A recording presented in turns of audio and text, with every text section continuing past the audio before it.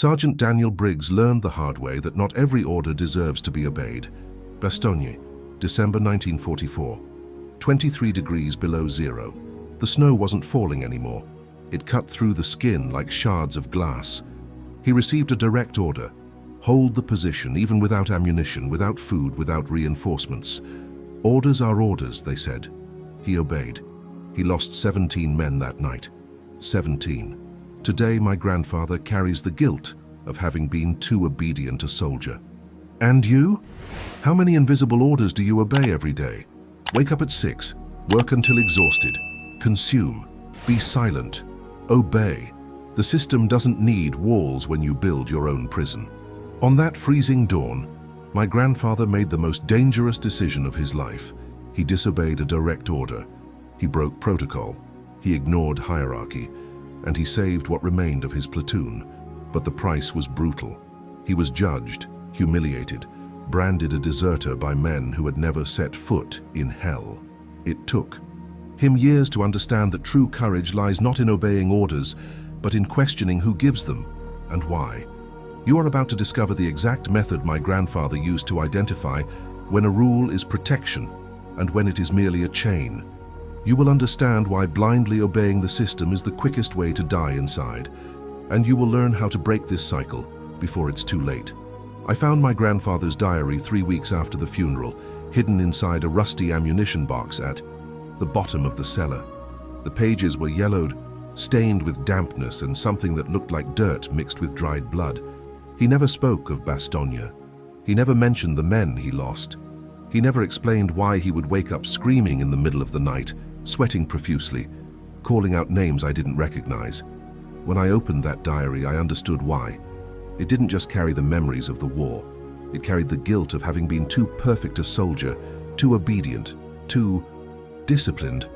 And that blind obedience cost the lives of 17 men who trusted him. Sergeant Daniel Briggs was 24 years old when he set foot in Bastogne. It was December 1944, and the Belgian winter was merciless. 23 degrees below zero.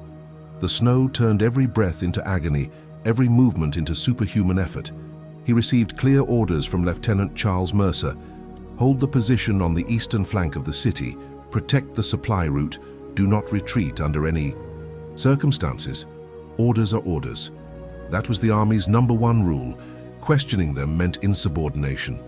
Disobeying them meant court-martial, dishonor, treason. So my grandfather obeyed.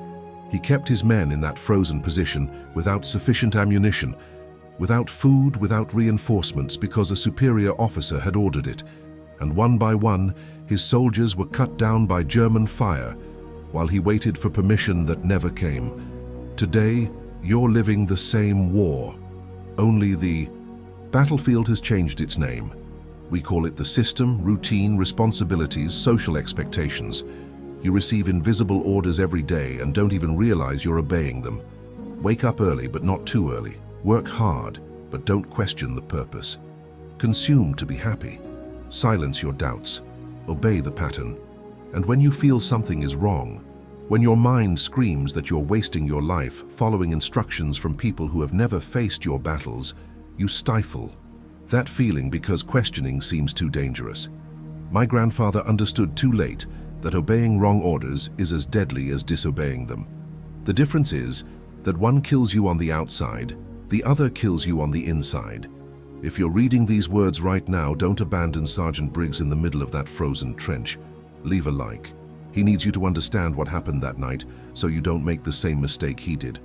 That like is your confirmation that you're ready to question the orders that are slowly killing your life.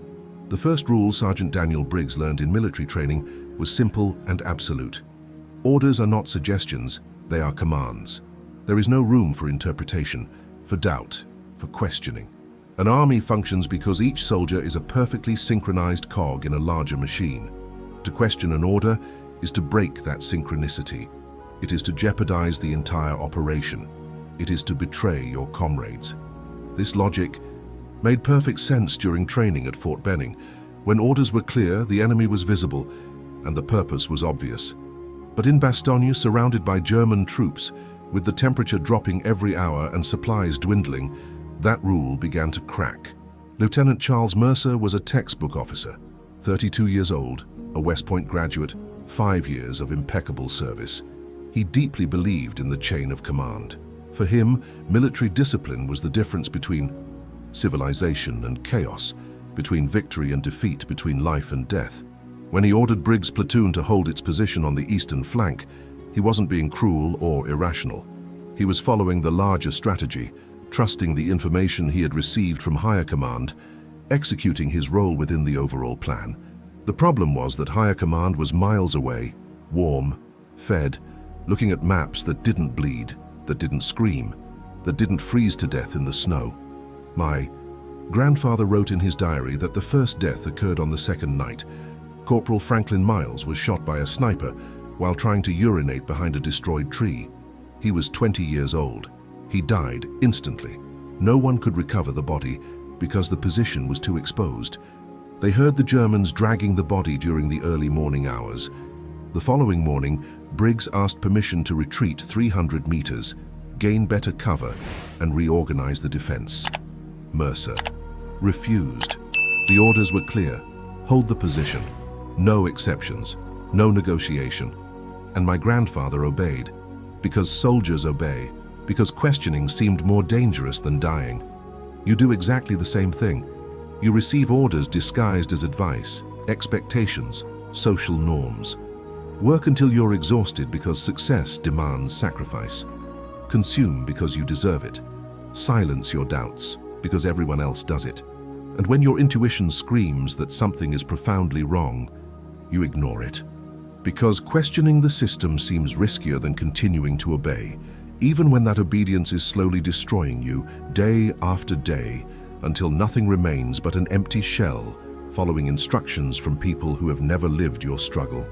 On the fifth night, Briggs's platoon had lost 7 men, not in direct combat, not in a heroic battle, but slowly, one by one, like rats trapped in a frozen snare. Sergeant Michael Grayson lost 3 toes on his left foot to frostbite. Private Henry Carter began hallucinating, talking to his mother, begging forgiveness for sins he never committed. And my grandfather wrote in his diary a sentence that haunts me to this day: I am killing them with my obedience. Every order I follow is a death sentence I sign with their blood. Lieutenant Mercer visited the position on the morning of the 6th day. He arrived clean-shaven, wearing a uniform without bloodstains or mud. He looked at the men as one inspects equipment, not human beings. Briggs reported the situation: 7 dead, 4 wounded, ammunition running low, morale destroyed. He again asked permission to retreat and regroup. Mercer refused again. He said the position was too strategic, that the higher command trusted them, that giving up would be betraying all the soldiers fighting on other fronts. And before leaving, he said something my grandfather never forgot: soldiers don't think, Briggs. Soldiers obey. That's why we have leaders. That sentence broke something inside my grandfather. Not immediately, but like an invisible crack that only grows with time. He realized he was being used as a tool, not treated as a human being. His battlefield experience didn't matter. His tactical knowledge was irrelevant. His pleas for the men under his command were seen as weakness. All that mattered was following orders, even when those orders came from someone sleeping in a warm bed while soldiers froze to death. You know that feeling.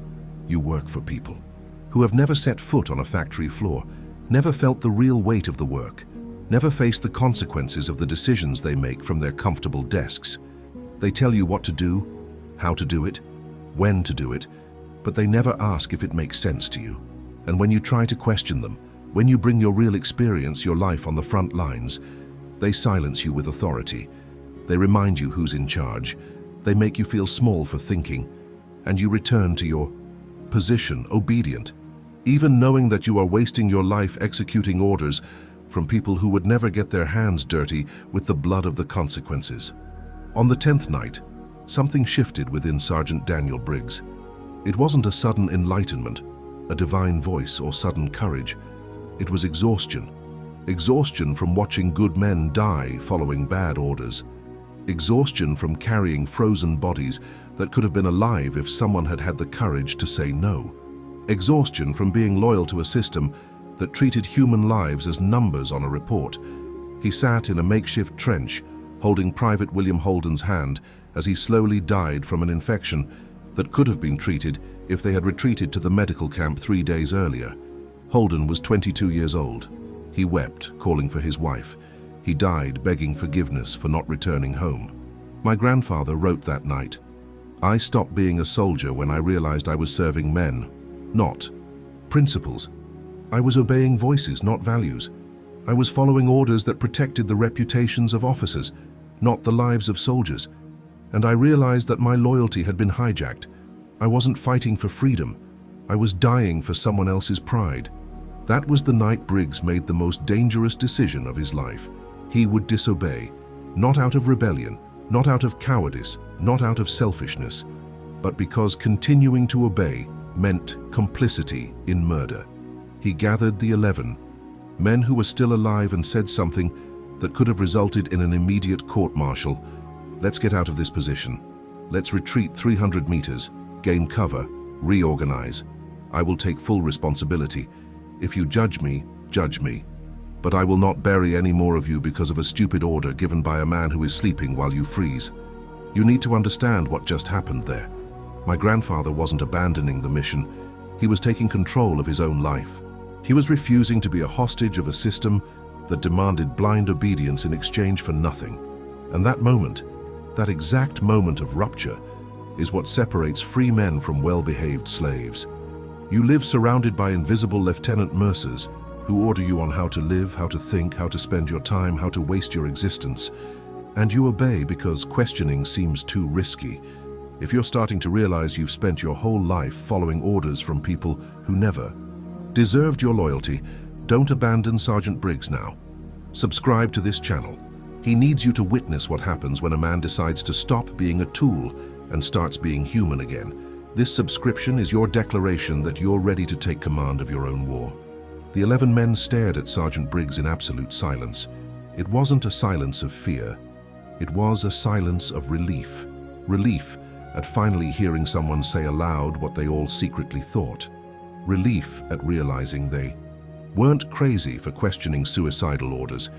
Relief at discovering their leader was human enough to choose real lives over abstract obedience.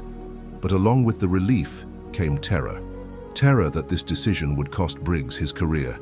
Terror that they would all be branded deserters. Terror of facing the consequences of doing the right thing in a system that punishes conscience and rewards submission. My grandfather wrote in his diary that those first steps were the hardest of his life. Every meter of retreat felt like a betrayal of his years of training, of the military values he had embraced, of the identity he had built as a disciplined and reliable soldier. He carried 17 deaths on his conscience. 17 men who died because he had been too obedient. And now he also carried the weight of saving the 11 who remained, even if it meant destroying everything he had been up to that moment. The snow continued to fall. The cold continued to bite. But for the first time in 10 days, those men were moving by their own choice, not by external order. 300 meters later, they found a position with natural cover, superior visibility, and quicker access to supply lines. In 3 hours, they had mounted a far more effective defense than they had maintained for 10 bloody days. No man died that night, or the next night, or the next week. Disobedience had saved 11 lives. And when Lieutenant Mercer finally discovered what Briggs had done, when he came, personally to accuse him of insubordination, cowardice, desertion, my grandfather looked him in the eye and said, "I'd rather be judged for disobeying than live knowing I killed good men for obeying orders from someone who never set foot in this hell. This is the truth the system doesn't want you to discover. Obeying is easy. Obeying doesn't require courage. Obeying doesn't require critical thinking. Obeying only requires you to silence your conscience and follow instructions like a programmed machine. The system loves obedient people because obedient people don't ask inconvenient questions, don't expose contradictions, don't challenge incompetent authorities. You spend your life being rewarded for obeying and punished for questioning. And over time, you forget that you have the right to think for yourself, to evaluate whether the orders you receive make sense, to refuse to participate in systems that slowly destroy you while enriching those who never shared your suffering. Colonel Samuel Reed called a disciplinary hearing 3 days after the unauthorized retreat. Briggs was brought before 5 senior officers, all clean-cut, all heated, all furious at the insubordination of a sergeant who had dared to think for himself. The charge was clear: desertion from a strategic position, direct disobedience to superior orders, breaking the chain of command, compromising the military operation. The recommended penalty was court-martial with possible dishonor and military imprisonment. My grandfather remained silent for most of the hearing. He listened to the accusations. He heard Lieutenant Mercer describe him as a coward and a traitor. He heard officers who had never set foot in Bastogne explain military strategy as if reading a cake recipe. When they finally allowed him to speak, Briggs didn't defend himself. He didn't plead for mercy. He didn't beg for a second chance. He simply asked a question no one in that room expected. How many of you have buried a man with your own hands? How many of you have held a 20-year-old soldier as he died, begging forgiveness from his mother? How many of you know what it's like to receive a stupid order from someone miles away from the hell you live in? The silence was awkward. He continued, I saved 11 lives by disobeying. I killed 17 by obeying. If that's desertion, then condemn me. But know that I prefer to bear the guilt of disobeying than the shame of being an obedient killer. What happened next was revealing. Officially, Briggs received a severe reprimand. Unofficially, several officers knew he was right, but none could admit it publicly, because admitting it would mean acknowledging that the system was wrong, that orders can be questioned, that authority is not sacred. The system doesn't punish you for being wrong. The system punishes you for exposing that it is wrong. Briggs was transferred, isolated, branded as problematic. The 11 men he saved were dispersed to other units. Nobody wanted that story to spread because stories like that are dangerous. They inspire soldiers to think, and soldiers who think are uncontrollable. You live this reality every day. When you question inefficient processes at work, you're called problematic. When you refuse to participate in corrupt schemes, you're isolated. When you dare to think differently from the herd, you're labeled a rebel. The system doesn't want your intelligence, it wants your obedience. And it has developed sophisticated methods to punish those who dare to break the pattern, always disguising this punishment as a natural consequence of their inadequacy. If you recognize this pattern in your own life, if you've ever been punished for doing the right thing, don't leave Sergeant Briggs to fight alone. Leave your like now. He faced court-martial, so you understand that obeying the system is sometimes betraying yourself. This like is your confirmation that you choose conscience over conformity. My grandfather returned home in May 1945 with a Medal of Honor he never hung on the wall and an invisible scar he carried until the last day of his life. He wasn't treated as a hero by the veterans who followed all the rules. He was seen as the man who broke the sacred code of military obedience. At veterans' meetings, he sat alone. At official ceremonies, he was greeted with cold, protocol-driven restraint. The system had officially forgiven him, but never forgotten. And my grandfather discovered that the freedom to think for oneself always comes with a brutal price: loneliness. The loneliness of someone who no longer fits into any group, because free thinkers are incompatible with organized herds. 20 years after Bastogne, he wrote a devastating reflection in his diary. I saved 11 men and destroyed my own identity. I spent my whole life preparing to be a perfect soldier, and at the moment it really mattered, I discovered that being perfect meant being complicit. So I chose to be imperfect, but human. And I pay for that choice every day. I don't regret saving those men. I regret not having had the courage to disobey 10 days earlier when I could still have saved the 17 who died while I obeyed like a disciplined idiot. What my grandfather understood too late is that the system trains you to be obedient from childhood. They teach you that questioning is disrespectful. They punish you when you think differently. They reward you when you conform. And when you finally realize that you've spent your life following orders from people who never deserved your loyalty, that you've wasted your best years building other people's dreams, that you've sacrificed your authenticity in exchange for temporary approval, you've already lost so much time that rebellion seems pointless. But it isn't, it never is, because every day you continue to obey, is another day stolen from the only life you have. Briggs lived to be 86 years old. He died peacefully, but never in silence.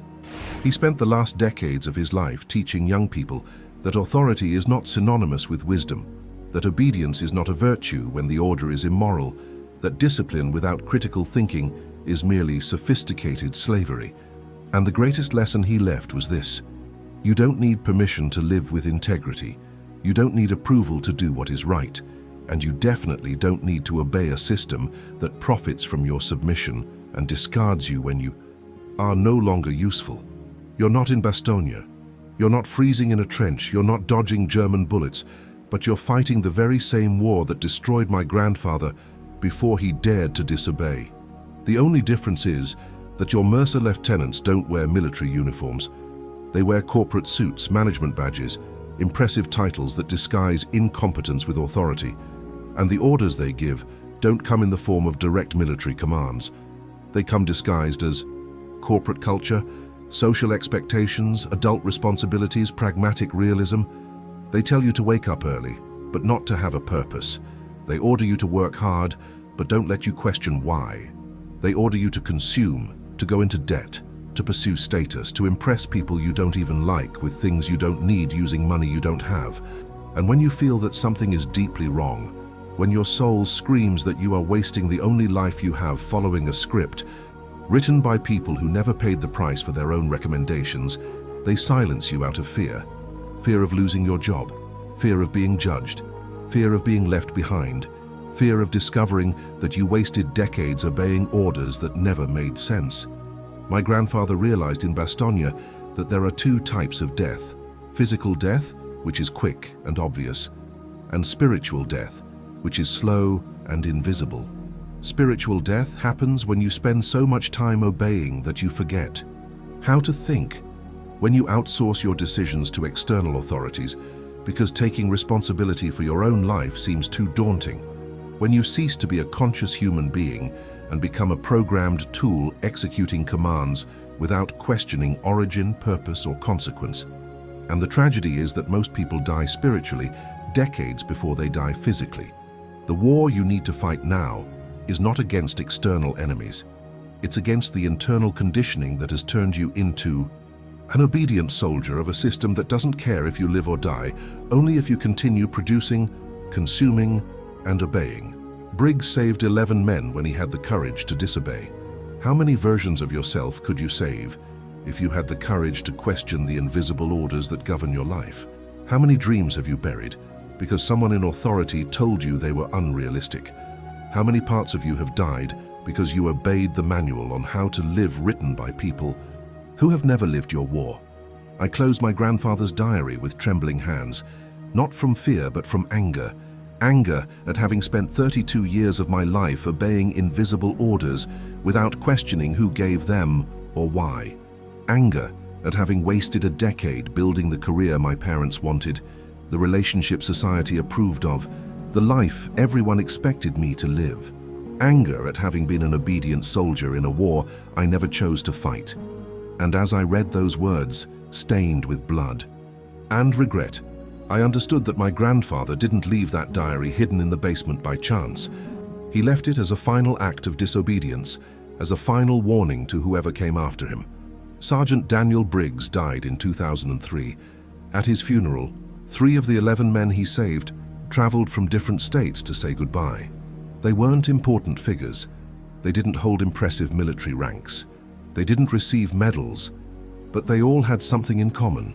They were alive, and not just physically alive, but spiritually alive, because they learned from Briggs that obedience is not a virtue when the order is immoral, that authority is not sacred when it is incompetent, that discipline without conscience is merely well-trained slavery. The last entry in his diary is from 2 days before his death. My grandfather wrote in trembling handwriting, "I spent 86 years in this world. I carried 17 deaths on my back over 6 decades, but I saved 11, and those 11 saved hundreds of people throughout their lives because I showed that it's possible to disobey and survive. If you're reading this, understand, the system will train you to obey. It will punish you when you question. It will reward you when you conform. But in the end, when you're lying in a bed waiting for death, the only question that matters is this: did you live or just obey until you died? You've reached the end of this story, but your war is only beginning. And now you have a choice. You can close this video, go back to your old life, continue obeying the same orders that are slowly destroying you, or you can decide that today, right now, at this very moment, you stop being a hostage of the system and take command of your own life. Don't abandon Sergeant Briggs in the trenches. Like this video, subscribe to this channel, and leave a comment telling us which order you will disobey first. Help this channel bring more stories of soldiers who learned that living consciously is more important than dying obediently. Your war begins when you decide to stop following orders and start thinking for yourself.